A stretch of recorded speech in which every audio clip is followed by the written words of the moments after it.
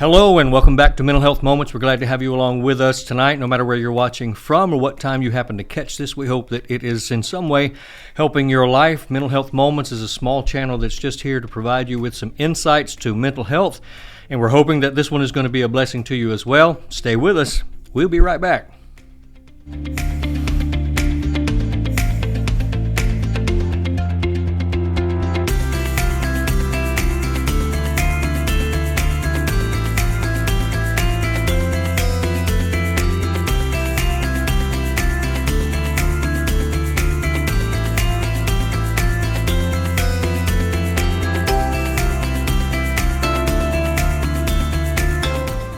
And we're back. Welcome to December. We're glad to have you along with us as we're producing this video. We are just beginning to step into the new season. The new month has just started. This is a time when people get excited. I hope that you are, but it's also a time when we see that people are in difficulty and struggling. They're struggling with issues of life and things that they don't know how to deal with, and maybe tonight we'll be able to help you with that. Several years ago, researchers asked 1,000 men and 1,000 women, what do you want for Christmas? It was an interesting question. When the question was asked of men, the number one answer was a big screen TV. Aren't we shallow? That's all we want. We just want a big screen TV, the biggest, baddest, the loudest, all that. But when they asked that same question of women, what do you want for Christmas, their number one answer was they want peace and happiness. So ladies, you are, as the survey says, much better than us. The second survey asked if people were looking forward to Christmas, and for the first time in many, many years as they were doing this research, that more people than ever said no. And when they asked them why, they said it because of how things have changed. It's not like it used to be. It's not like it was. Christmas is a time that reminds us of the way things ought to be, but are not. For the most part, there's a different atmosphere at Christmas. People are happy. People are cheerful. They say hello to one another, and then it bothers us that when it's over, it's not like that. Others said Christmas is a time for love, but we often feel unloved. And still others said Christmas is a time for giving, but I either cannot or don't want to.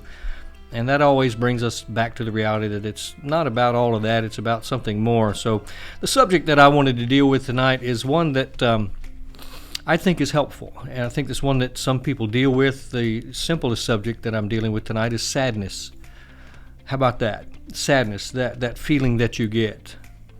Sadness. Some people feel it every now and again. Some people feel it a lot. Sadness is an emotional pain, by definition, that is associated with or characterized by feelings of disadvantage, loss, despair, grief, helplessness, disappointment, and sorrow. An individual experiencing sadness may become quiet or lethargic and withdraw from others, and sadness is a major part of a lot of people's lives. We call it by many other names. It has to do with depression and brokenness and all that. It's so important because when you become sad, scientists have told us that stress hormones speed up your heart rate, and they make your blood vessels tighten, which puts your body in a prolonged state of emergency. You may or may not have known that, but when you become sad, that's what happens. Over time, that constant state of emergency can lead to heart disease. Recurrence of cardiovascular problems is linked more closely to depression than any other condition. So, what do we do? And what do we do about our sadness? I did a little research, and I found out that there is so much that you can do. Some of it is common sense, some of it is medical, some of it is just that you make up your mind about some things. Wake up early, they say. One of the most important things that you could do is wake up early, because sometimes nothing else is going on and the day is just fresh, and so you can start by taking a walk and going outside. No matter how many times people tell you this, fresh air is important, people forget about it. To break the bondage of sadness, you can listen to music. And what kind of music you listen to is very important. I know I'm not necessarily a music guy, but there are times that I know that music influences my life in a positive way, and this is one of them. You can write in your journal.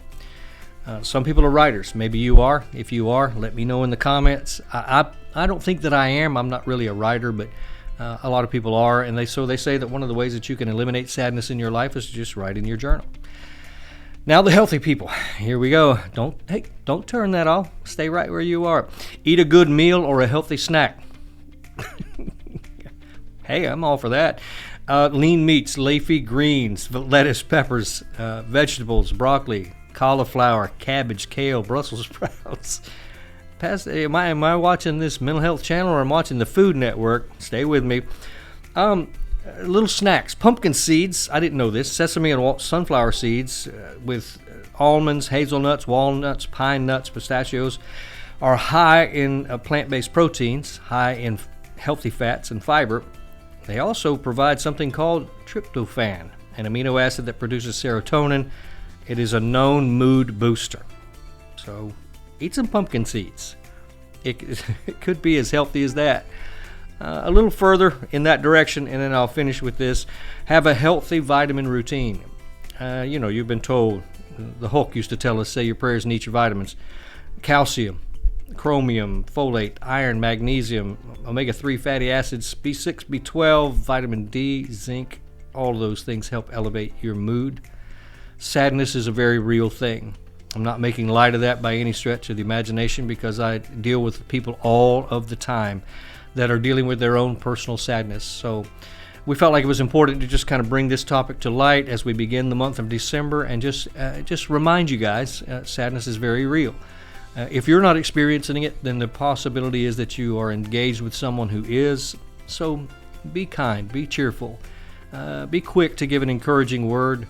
If you're dealing with sadness, do all of these things. If you need to watch this video again, I know I've gone pretty quick tonight, but watch it again, take a shower, smile, pet. You know what? I forgot about this one. Pet an animal. Don't have time to give you the research on that, but they tell you that petting an animal reduces your stress levels incredibly. So do that. So let me ask you this, guys. What do you do when you feel sadness? What do you do?